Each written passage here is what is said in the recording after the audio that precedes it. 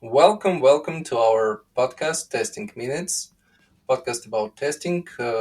And here today in our new episode of the podcast are our host. I'm Alexander Romanov, I'm and Artem and we have here our beautiful guest, Lisa Crispin. Hi, Lisa. Thank you. I'm honored to be here. Thanks for inviting Uh, me. yeah, thanks a lot for accepting our invite. And today we are going to talk and our episode is called the one where the tester explores holistic testing. Actually, I came up to and I found out about holistic testing not so long ago, but I definitely know a lot about agile testing. I read both of the books that Lisa wrote. I read it, I think, almost in the beginning of my career. It was really wonderful books because in the book it consolidates all of the experience and all of the things that we are as testers we are doing in the agile, and it provides the biggest thing and the biggest like the thing that I remember the most. It's this agile testing quadrant hmm where you can explain everything what we are doing in terms of testing, and it was really insightful. And in the second book, more agile testing, there were a lot of insights, even more on how we can optimize the process. So they were really nice books. But and at that time, actually, I thought that there's no more that we can do in terms of testing. Actually, the ideas are pretty good, are really well like taught, so we can just get those ideas and just apply it in the to our work. But when I found out about holistic testing and I actually read more and more about it, it turned out that this is like an idea of what was in those books, but it is really like expanded to any process, to anything that we have in testing. So please, can you explain a little bit what is holistic testing?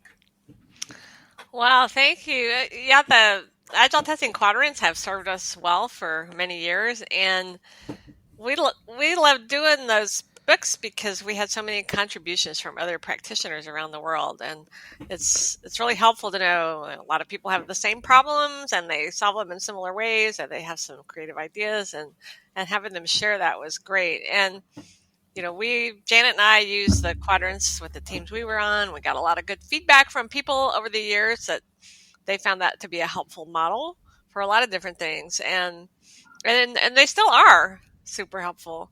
But um, people really, in the age of continuous delivery and all the additional challenges and the additional technology that we have these days, uh, people were looking for, how do I build an effective test strategy that encompasses all of the whole software development, infinite loop.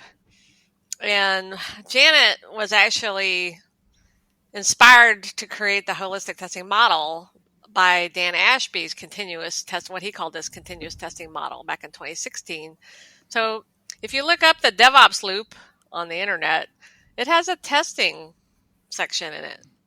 And I think that they just mean the automated testing that happens in continuous integration. I don't think they really meant to have a testing phase, but it just gives the wrong impression. So Dan had taken that loop and said, we test here, we test here, we test here, all the way around the loop. And it just resonates so well. That's exactly what we do. And Janet took that and thought about it a long time, and we kind of kept evolving it. And we wanted to show that there are these different stages in software development. They're not linear. You might circle back from one stage back to a previous one, but there are testing activities that you need to think about and plan. If you're going to do a new feature or new release, you really want to think about, just like with the quadrants, help you think through all the testing activities. It's just another way to visualize it. It's like, well, here are the things we're going to do as we're initially planning it, and what can we do before we ever start coding to help prevent defects. And then once we put it into a test environment and then later in a production environment, what other testing can we do that we couldn't do in a local environment, for example? And now that we have more of our feature built, we can test more quality attributes and so on. And then after we have it in production, because of the technology we have these days, we can really learn a lot about what our customers are doing with this new change that we put out in front of them. And we can easily see what problems they have. And by instrumenting our code well, capturing all the data and events that are happening for everybody using our product, we can respond to products. We can understand something that went wrong that we didn't anticipate without having to add more logging and redeploy to production. So then we take all the things we learned about what our customers are doing, and that feeds back into what are the next changes that we're going to make? What are our priorities now? And so it just guides us along that endless loop. And the other thing it reflects is everybody is involved. Everybody can be involved the whole way around the loop, no matter what your specialty is. You can contribute in every stage of software development, and that's what I give Janet most of the credit because she's the idea person, but that's what is captured in that model. Okay, and actually, if you are taking the agile testing, the quadrants, and this endless loop from holistic testing, what are the key differences or their influence each other? How would you say? Uh, We actually feel like they're both useful, and I think the quadrants are a great thinking tool, especially when you're planning, because you think what activities do we need to guide development? What are we going to need to do to explore what we build once we have code written? And then what's the business facing quality and what's the technology facing quality and testing that we need to do? So that's still a great way to look at it. And I think that I've found it useful to apply that in the context of continuous delivery, for example. Our team wants to move to continuous delivery. Right now, we're deploying to production every 2 weeks. Well, what if we wanted to do it twice a week? What needs to happen? Well, not only do we need to do something on the technological side, like maybe we need to move to the cloud or change our configuration or change our continuous integration and a tool or our deployment pipeline tooling. But we also probably need some to learn stuff. We need to learn how to use these tools. Maybe we need to get better. We need to use a new tool for monitoring or observability, and everybody on the team needs to learn how to use that. So we need to plan in all those things. Bring in people on board that can help us. And so I think the quadrants still are a great way to help us brainstorm about those things. And it's a great way to think outside the box. And then the holistic testing model, I think that helps us just take that and put it into a strategy that will work for us. Like the whole team, how's the whole team going to approach all this testing? When are they going to do which activities? Because the quadrant doesn't imply when you're going to do something. It's mhm. just we know we'll need to do these things. But the holistic testing model helps you think about when can you do it? What risks do you have? How will you mitigate those risks? You might mitigate some risks by doing test-driven development or behavior-driven development, using those examples that guide development to prevent those bugs. But you may realize there are lots of things that might happen that our test environment isn't good enough. We can't test that. So let's plan to have adequate monitoring and adequate information for observability. So now we have to think about how we're going to instrument our code and how we're going to test that. And so it helps you put together a more complete strategy. Mhm.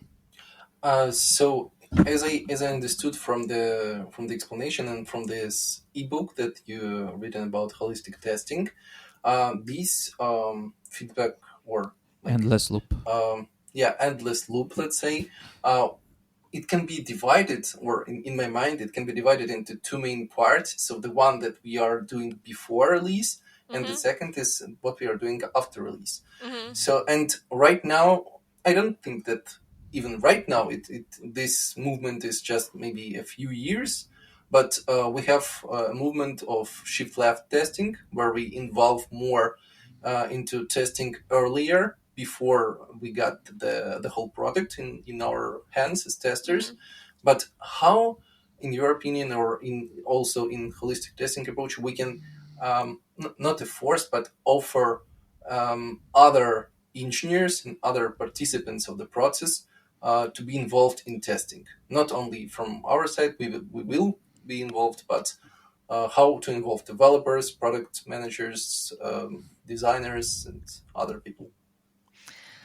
Well, we definitely hope that it'll help people who are not testing specialists see that, oh, a lot of times you don't know what you don't know, and they may not even realize that there are testing activities in those parts on the right side of that loop.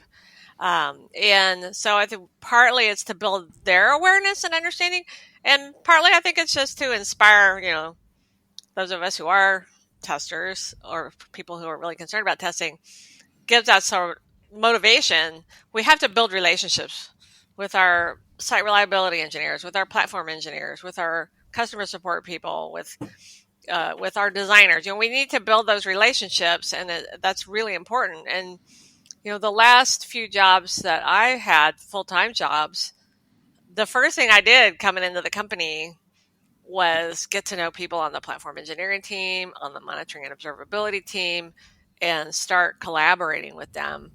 And just by me pairing with them or working together with them on we're going to change our deployment pipelines tooling. Let's build a test strategy for that. How are we going to test that and make sure we don't screw up? And they start to see the value of that collaboration. They start to really see this is testing. We're identifying risks. We're mitigating those risks in a lot of different ways. And I think the model just helps us have those conversations, I think. And I've had a lot of people look at the model and say, that's what we do. People who are on really high performing teams, they're like, oh yeah, that's what we do. And this is really good because now I can explain to people, this is what we do. The visual, we love visuals, and they always help us communicate. Yeah, and actually, I want to share some my recent experience even with interviewing, and I was interviewed for one like head of QA position, and the question was where you think the QA should be involved and which stages of SDLC process and so on, and I was like in every stage, like everywhere we do, and at every stage we do some kind of testing. Even it's idea testing, like requirements testing, we do like end automation and testing during the build and deployment and after deployment, and when we are doing like testing logs, verifying and talking about root cause analysis. But my also question, I'm quite worried because some kind of approaches about the quality push it by software testers. And like, for example, like shift left testing, or like, I don't know, like the approaches like Three Amigos meeting usually pushes by QAs and less by other parties in SDLC. And it's maybe not the question about the holistic testing, but in general, as I can see in the industry, this kind of hurt me a little bit. So at every company, or almost every company, or almost every team, there should be the person who drives some kind of such process and changes for the quality. What do you think about it? Oh, it is. I mean, I agree with you. A lot of times that motivation does come from the testing professionals. And a lot of times that's a cultural thing, because people in the leadership of the company don't understand, we can't test the quality in. They don't even really understand what quality is. And so they're like, oh, the testers, that's our safety net. And when they say, well, we're going to go to continuous delivery now, so you testers better test really fast. I mean, I have met a lot of CTOs who understand the whole team approach to testing and the value of that, and they've actually even had problems, in a new, maybe a startup company where people have come from different places. They have problems communicating that to their teams.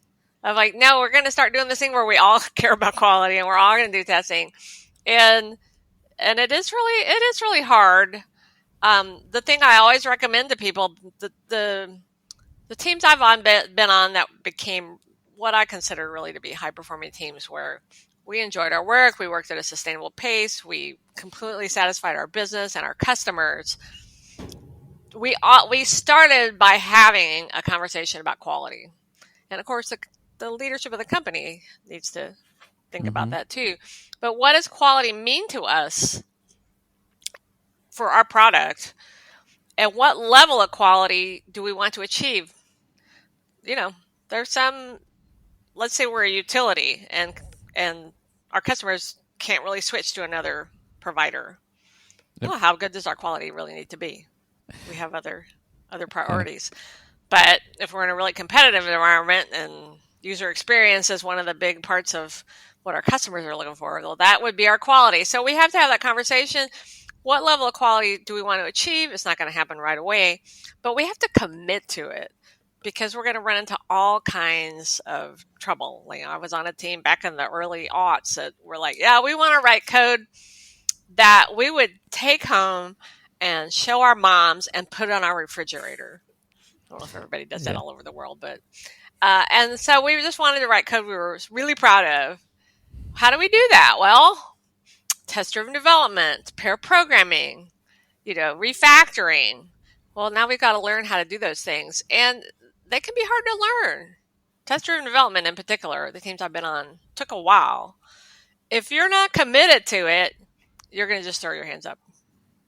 But of course, you've got to have support from management as well, because if they're pushing you to meet a deadline and deliver things, you don't have time to learn those practices that'll let you achieve your quality goals. So there's a lot in it. It's one of the Mm-hmm. reasons that Janet and I wrote Agile Testing Condensed, because we thought if we write a small book, maybe the managers would read it. Yeah. There's also a great book by Ronald Cummings John and Oase Peer called Leading Quality, and it is aimed at how do we communicate with the executives and explain to them why quality matters, why they should care about it. Yeah, and actually, it is good that you point into the definition of the quality, because there no like only one definition and proper definition of quality. And I really enjoyed that your mini guide that you have on the website in this book about the holistic testing. It starts with the definition, and actually we usually when we start our podcast, our episode about some specific topics, we start with the definition of the terms we are going Oh, to use in our podcast. Yep. Yeah, yeah, that's that's if you in the holistic testing book, which we're updating that, by the way, we're putting more about the quadrants in it for one thing. But Janice's metaphor with coffee, do you just want a quick cup of coffee from the gas station, or do you want a lovely cappuccino, with a pretty design on it, or do you want fair trade coffee, or just so many things that go into it, and it's a really good metaphor for the software, because it's just that complicated, or even more complicated. Yep. yeah, and I think in the process and when you are talking to the stakeholders, it is really good to be able to explain what you mean by the quality or by improvements or something like that, and explain it in terms of analogy, or in terms of like trying to uh, like explain the quality side or software testing side in terms of business metrics, business value, because hmm if you are not speaking in the same language as business, it is hard to convince them that quality matters. And if you are not doing some things in the process, or we are not writing tests right now, it will be bad in future. Not right Mm-hmm. now. Maybe in this release or in next release, everything will be okay. But in the future, in a few months or in a year, everything will be really hard to maintain and hard to release. So it's really important to give an analogy. Um, Yeah, unfortunately, at least in the United States, companies are so focused on the short term because, the stock market, that's the investors, that's what they want, those quick returns. And it's hard to find companies with the long term vision that want to make the investment. But but we can try. We can try to have those conversations. Why we are talking here about the holistic testing, actually, because in our previous season of our podcast, we had episode where we talk like a little bit about different, how we called modern school of testing, Mm-hmm. and Mm-hmm. from which also we find like holistic testing by you and other schools, like for example rapid software testing, also, and some other modern testing modern testing. and Modern testing, yeah, I'm a big fan. context Mm-hmm. driven. Yeah, Yeah, context driven. and context driven testing. And can you like not maybe not explain but show some difference how you stands out from other approaches? I don't know if you um, explore or research other modern school, how we call it modern school. Well, I mean, all the different techniques of testing can be part of holistic testing because it's all context dependent. The model doesn't Hmm. say. We have examples of testing activities you might do, such as acceptance Mhm. test or behavior driven development. But those are just examples, and people have to choose what works for them. But definitely, most people would need exploratory testing, or there's those are to me those are techniques or practices, but they may be used by any team. And in terms of modern the modern testing principles from Alan Page and Brent Jensen, I'm a big fan of those because it's really kind of encapsulated how I agree with them. I think in the long run, this is the way testing is going. I don't know how fast it's going to get there, but their views like the customer is the ultimate judge of quality. Yeah, and for those old school testers like me, I used to be the quality boss. I've had to really change my mindset. But I think overall, we can talk about modern software development. And, there's modern agile from Joshua Karyevsky, which has really great principles as well.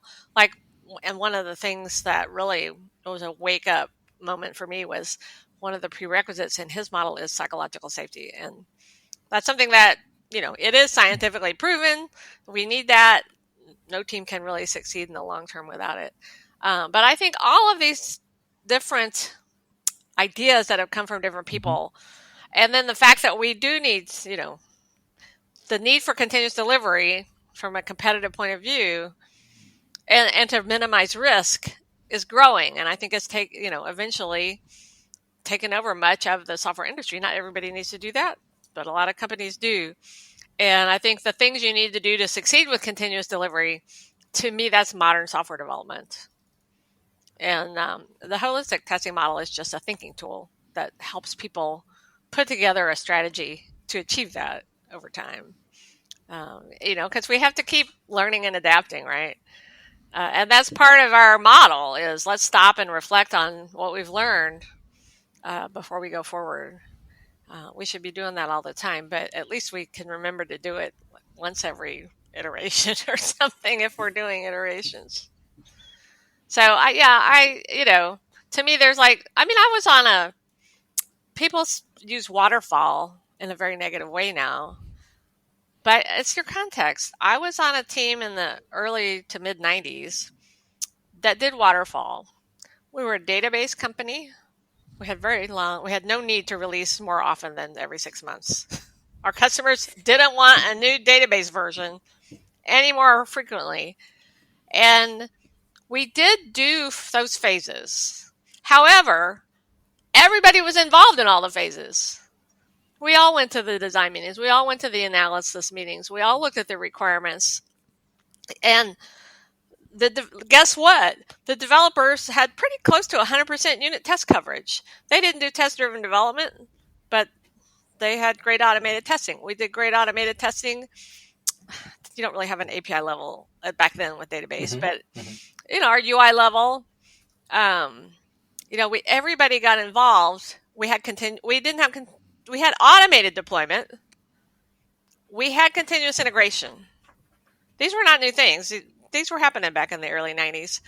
And I remember, I think the last quarter I worked there, we didn't have a single critical bug in production.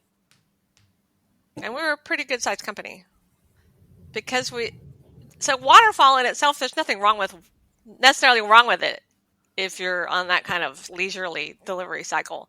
What counts are the practices that you're doing and the collaboration. So that's my view. Okay. But I'm always when I encountered a new model or something new in terms of like processes or practices, the first thing that I'm thinking about is how, as a QA lead, or QA manager, how can I use this model? So, for example, if you want to do or try to practice holistic testing, you need, in my opinion, you need a team of mature specialists. So they also should understand the vision, at least the test engineers at the first stage. So you need to understand the vision and also then apply this vision to the teams, maybe in multiple teams or in one team. So how QA manager or a lead can apply it like from day one, this holistic testing? I think one thing it can do, regardless of the culture and the processes that are in place, is use it to think, what relationships do I need to build with people so that I can be involved in these other stages of development, and then we as testers can add value there. So I think partly is, I email the manager of the platform team and say, hey, could I have 30 minutes with you? And then we have a talk, and we, it goes well. Like, let's do this every couple of weeks. And then when I start, my team has some infrastructure challenge, I've got somebody I can go and say, hey, can you tell me more about this? Oh, you know what? One of our engineers can come and help your team. So just building those relationships. Another way to do it is, one of the things that we always recommend to testers is understand your pipeline, what's your workflow. When somebody commits a change to the code base, what happens to get that out in front of customers? And if you don't necessarily know, find somebody who might know and say, hey, can you come and go over the delivery workflow with us? And when somebody comes and helps you, this is how our little human brains work, they think they're your friend, and they'll keep helping you. And that's how you start building those relationships. And I think that using the visual models like the quadrants or the holistic testing model, there's lots of other great models out there. Those make us communicate better. So I think, this was years ago, but somebody did a study on what's the most effective communication situation. It was 2 people with a whiteboard. That's much more effective than just 2 people talking, because you're using your hands, your brain works better, you think outside the box. And like now, a lot of times it's a virtual whiteboard. It's not quite as much an advantage, but it's still an advantage. And I'm shocked by how many organizations I run into that have planning meetings, retrospectives, and maybe for the planning meeting they're using Jira. Not a great visual model, not a great conversation starter. And they're doing these things just like we are right now, just talking to each other, instead of having a virtual whiteboard and virtual sticky notes or just drawing a flow diagram. These things help us communicate so much better, and people don't think to do it. And the companies where I've gone in and like, oh, we're doing a retrospective. Well, how about if I think we did a really goofy thing. So we didn't have Miro or Miro, however you pronounce it, or any of those fancy tools. But we had Google. So let's use Google Slides. We'll just use them in edit mode, and we'll use the shapes for sticky notes. And we started doing that for our retrospectives, and everybody's like, wow, our retrospectives are so much more effective. And then other teams asked me, hey, Lisa, I hear you have a really good way to do retrospectives. I was like, well, it's just Google Slides. But it was it was transformative, and it was so simple. And I've kind of got off track from what your original question was, but just using models, visuals to have the conversations. Just draw the quadrants on a board, draw the holistic testing model, or any model that you think is relevant for your team. It's no one model works for everybody, and they're just thinking tools. And what is the saying? Uh, all models are something like models are good, but they're useless, or models are useless, but they're beneficial. It's kind of like planning. Your plans are going to go out the window, but the Mhm. fact that you had a planning conversation is good. It's all models are wrong. I think George Box, who's one of the leaders in using models, said that all models are wrong, but some are Uh-huh. useful. Yep. So yeah, just help us communicate better and build those relationships so we can collaborate.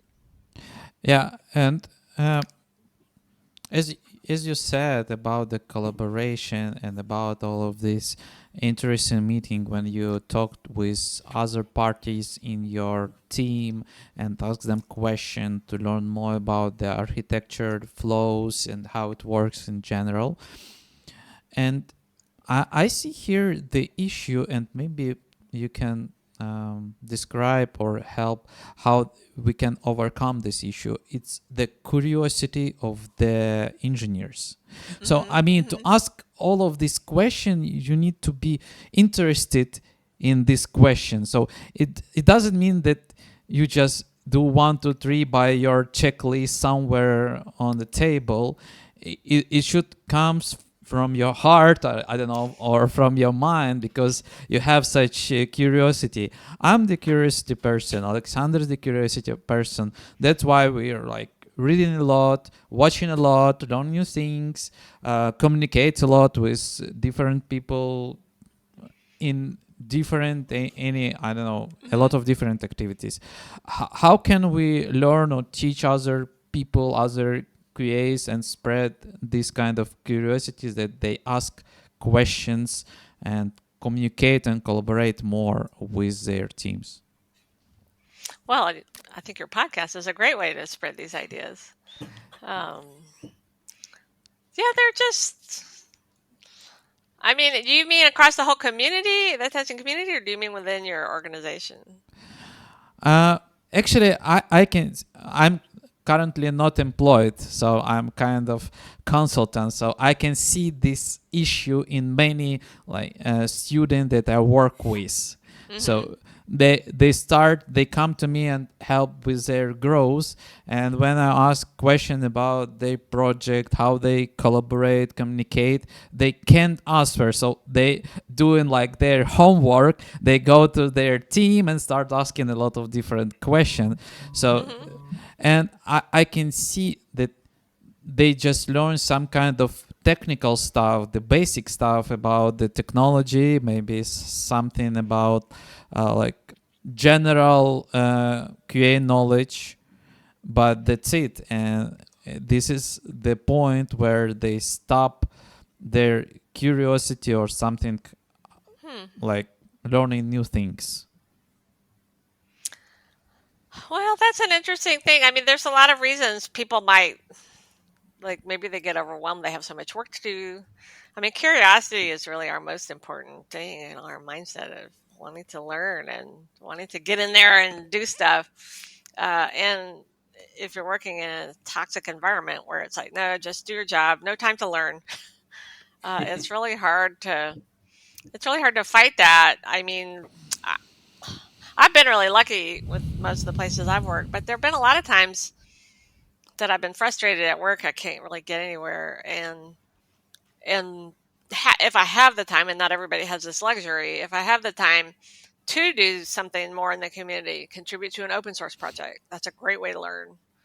Um, I just found out about this Python or open source thing where they're writing an approval test for Python, and they have an Mhm. ensemble or a mob programming session every week on Sunday, and anybody can join, and you could be a tester and join. They don't care if you write code or not. You're going to be using a mob programming format, and those kind of opportunities. The Cucumber used to have something like that. I used to join the Cucumber open source um, ensemble session every week. And that's a great way to learn because, I'm not a coder anymore, but I know a lot about good design patterns and things like that. And I can ask questions. And, but I learned a lot. It's like, well, I'd never used TypeScript before. I'd never been on a team using TypeScript. So I learned something about that just by watching people working on it and contributing myself. So if you can't, you know, if you can't get that satisfaction at work and get those learning opportunities at work, maybe you can find them outside of work. But I get it that a lot of people do not have that luxury of time. So there's a lot going on in life. um, So maybe just get a little support group, a little learning group together. That could be helpful. yeah, yeah. It, I mean, from my side, as I trying to get all of the things, the main issue is the environment where we are working and the culture in the company or the culture in the team, and many of these things comes from the manager, team leader, or any person who build the processes, communications, and all of the things. And maybe they don't inspire a lot about the curiosity, but I'm totally agree here that curiosity is one of the I don't know how to call it. How to describe um, what I forgot the word. The quality of the person. No, it's not quality of the person. Personality or Yeah, personality trait or Yeah, maybe something. something like this. Maybe it's actually our main goal of with Alexander to build the curiosity with our audience and spread mm-hmm. more knowledge about the testing and something things inside of it.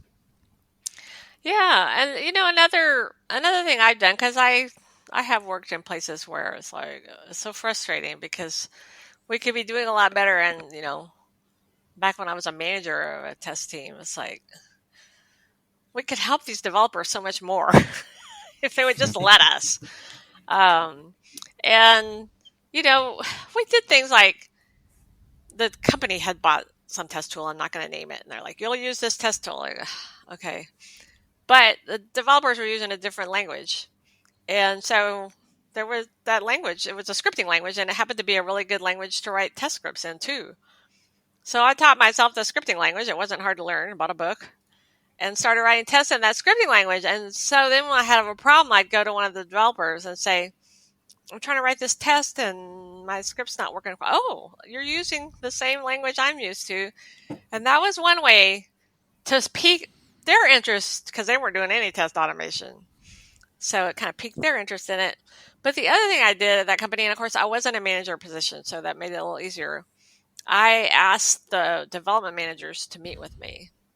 And I said, "What's your biggest problem right now? What's holding your teams back the most?" And they said, "Well, it's that either, and this is supposedly an agile environment, either we, it takes forever for our product managers or product owners to give us the requirements. So then we don't have time to write the code before the business wants it delivered, or we don't ever get requirements and we just have to try to figure it out." And, so I said, well, how about this?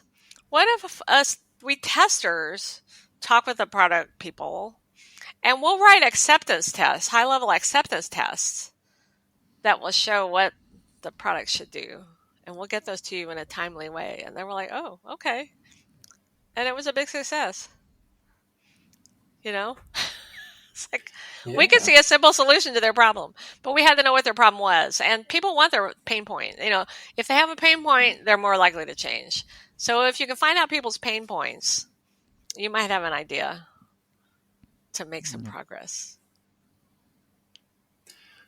Yeah, and here I think, like from my perspective, holistic testing helps us when we are doing like our day job as test engineers, and we are doing mostly testing, but we are operating on the technical level. So we are operating with tasks, with sprints, with Kanban or whatever process we are using, but we are doing like one task or another. But holistic testing can help to a little bit elevate our view, to make it more strategic, and to first of all to see what other things can be done at any stage. And as you, Lisa, mentioned, it actually can can help us find those questions Mm-hmm. and find the people who we can ask those questions. So, for example, like the products, designers, developers, SRE engineers, and other people. So, we can come up with the questions and come up with some solutions. So, hey, for example, in some companies they are doing good monitoring or alerting or something. Mm-hmm. What do we have right now, and what will lack, for example, in terms of quality? But it not it it is about quality in very broad term. It's not about like testing, but how can we define if the release is good or bad? It's only by angry customers or by Mm-hmm. something else, even before it came to the wide, let's say, wide variety of customers. So it really helps to bring this view for the testers. And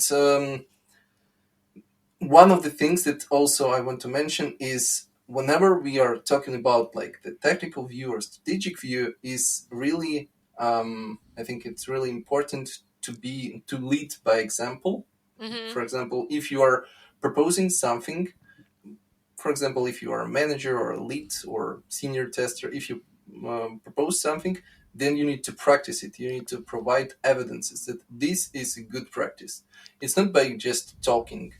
Maybe you need to work a little bit of extra mile, or I'm not talking about overtimes, but a little bit more, just to bring some things or build some things, just a little bit of proof of concept. But after that, you can show to the people, hey, we can build something more robust, but here is an example what we can do and what is the value we can get straight away. And here is why you need to practice it, or here is why you don't need to practice it. You just may skip it. For example, if you are talking about bad habits in testing or bad habits in coding in any kind of process. Yeah, that is excellent, excellent advice. Just start doing it yourself, even if you can't get anyone else to do it. I remember years ago, this is probably almost 25 years ago, a friend of mine was working for a big company and he wanted them to do continuous integration and he couldn't get anybody interested. He was a developer, but so he's like, okay, fine. So he set up a desktop computer on his desk and started doing continuous integration just for his part, what he was working on.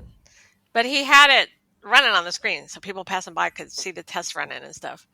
And like one person like, what's that? Oh, could I do that too?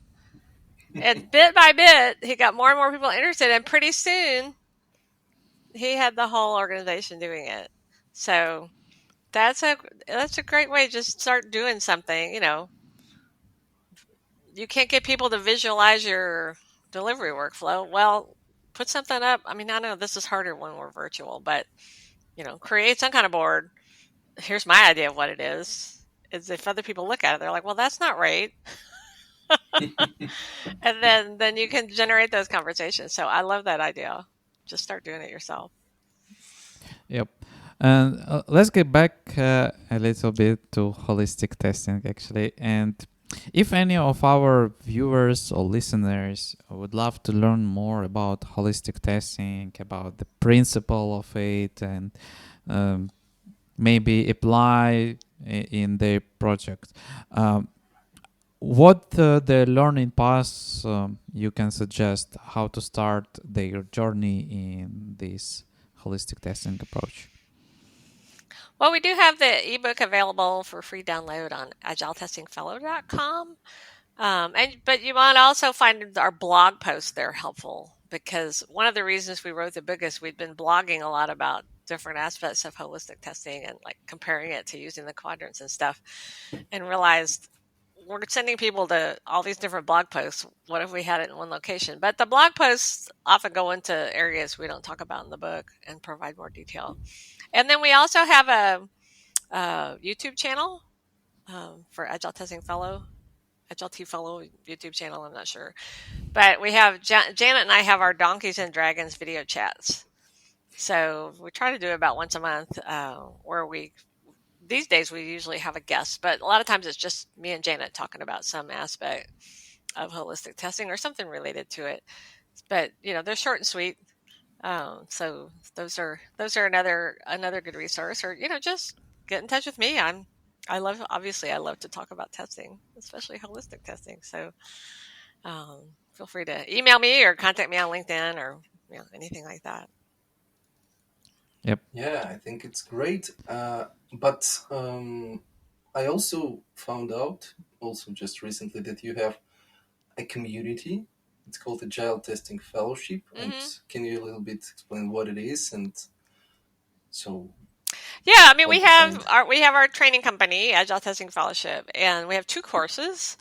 Hmm. They're live courses, and they can be in person or virtual. Most people do them virtually now.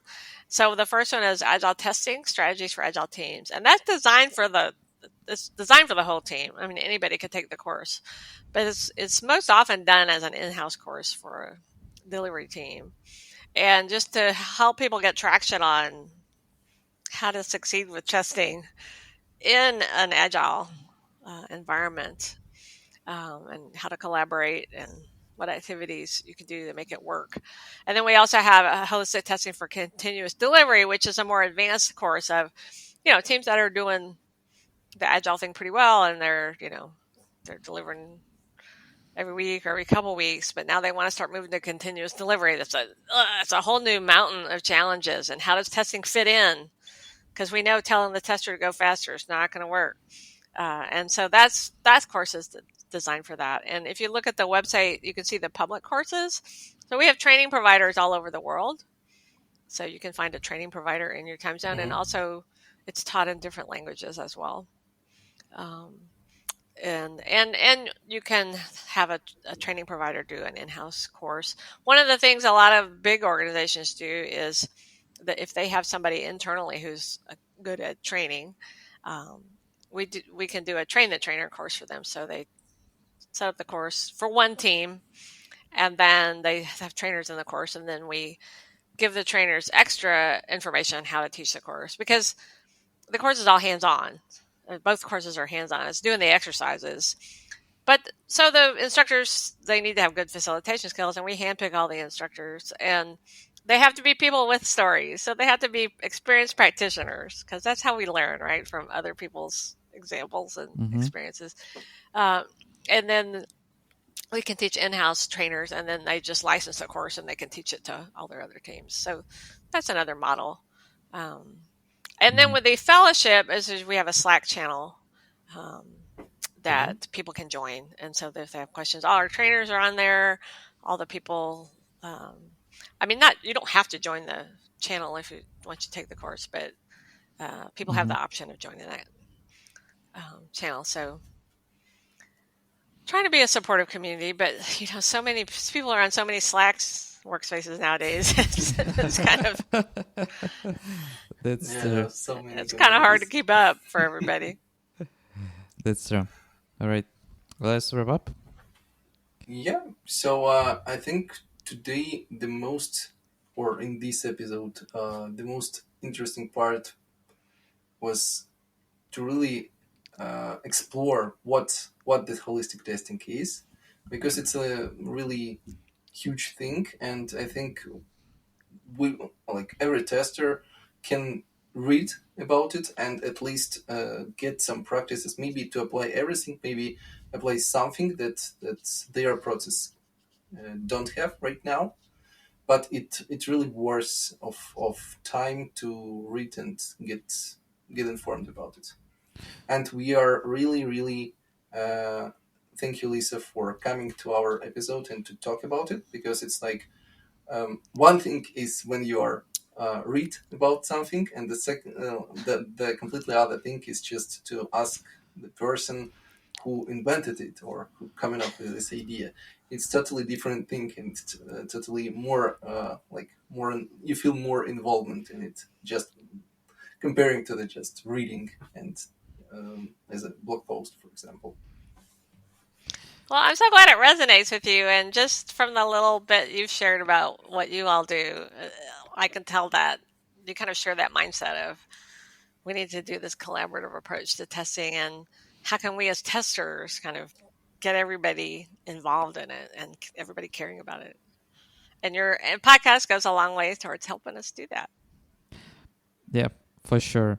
Thank you, Lisa. And also, I want to thank all the listeners who are still with us uh, and stay and listen our podcast. So it's right now, it's time to hit the subscribe button and the bell and waiting for our new podcast episode with different guests. And again, thank you, Lisa, for joining us today. And we'll get back to you maybe soon and discuss our maybe other things. Or we will discuss our experience with just trying the holistic testing in our approaches, because every team and every organization is different, the context is different, but the experience of applying something, it's more the most valuable thing, because it can be done in different ways. It can transform into something. It depends on the team, but the results, it's the most interesting part.